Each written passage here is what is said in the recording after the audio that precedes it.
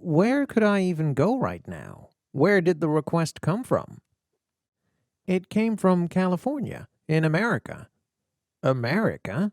How am I even supposed to get there? All airplanes are grounded, aren't they?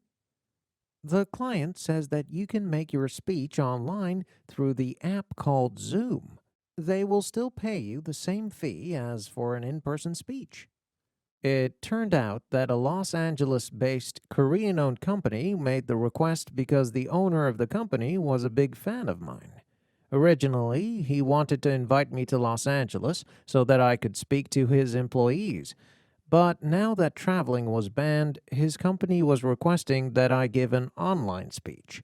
They wanted me to cheer up the employees and boost their morale, which had taken a significant dip in the wake of the coronavirus outbreak.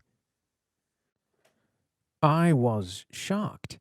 I couldn't believe that they had requested an online speech. Not only that, they would pay my usual rate despite not getting the full in-person experience.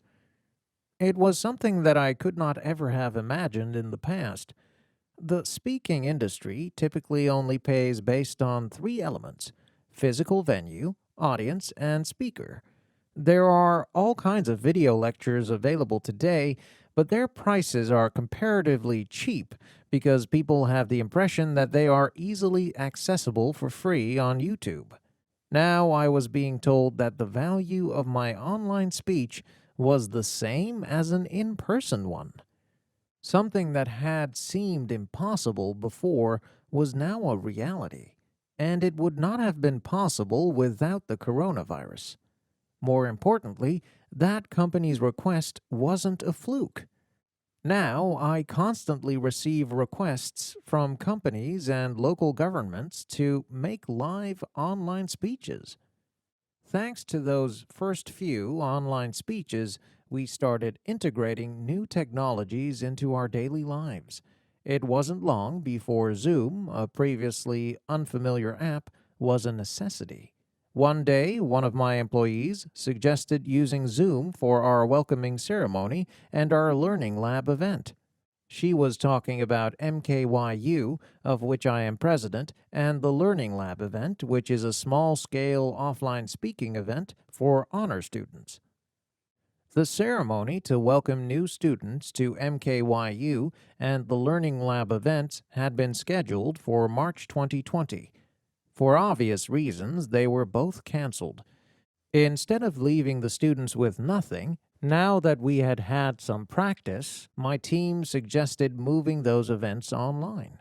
In no time, Learning Lab moved online for the first time in MKYU's history.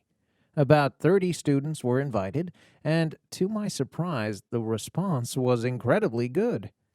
I had been worried about it, believing that many students were not familiar with online events, but it was an unnecessary concern.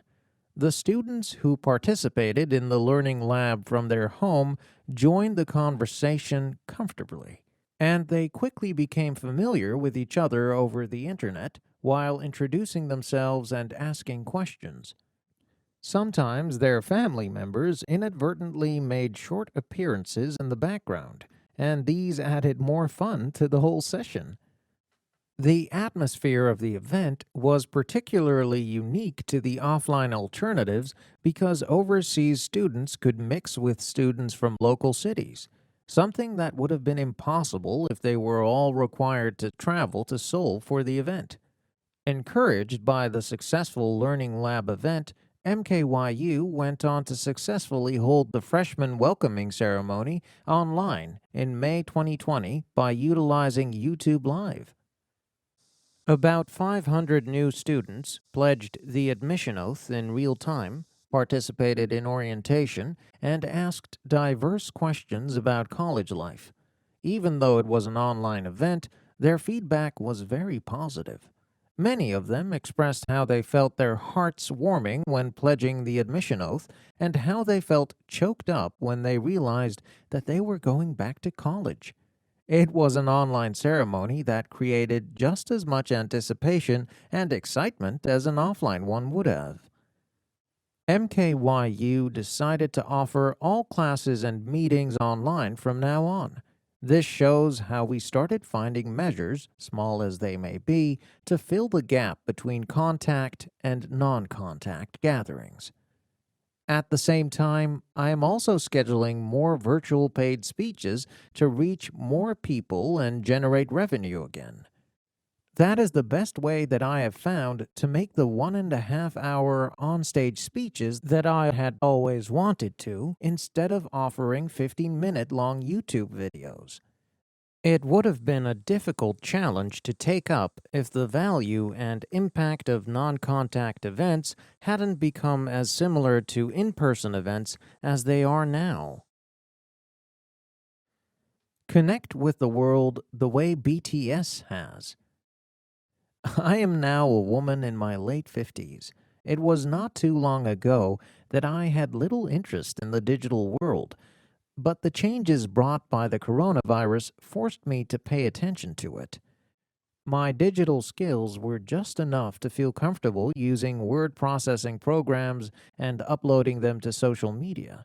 In fact, it would be more accurate to say that I used those apps and programs without really knowing that they were part of digital technology. I thought, what would have happened to me had there not been digital technology? What a great relief! If there were no platforms such as Zoom or YouTube, I wouldn't have been able to speak online, let alone offline. I also wouldn't have been able to protect my employees or my own livelihood.